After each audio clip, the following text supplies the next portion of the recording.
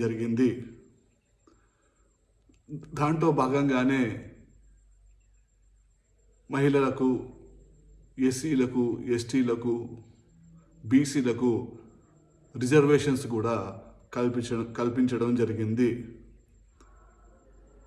ఈ 3 అంచెల వ్యవస్థ వల్ల గ్రామమే కాకుండా, మండలమే కాకుండా జిల్లా వ్యాప్తంగా అభివృద్ధి పనులకు చేయుటకు మార్గం సుగమం అవుతుంది.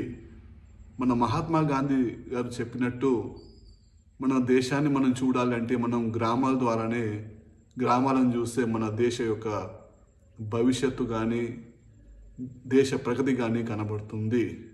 సో మహాత్మా గాంధీ గారు ఎప్పుడో గ్రామ స్వరాజ్ అనే నినాదాన్ని తెచ్చి గ్రామాలను, గ్రామ ప్రజలను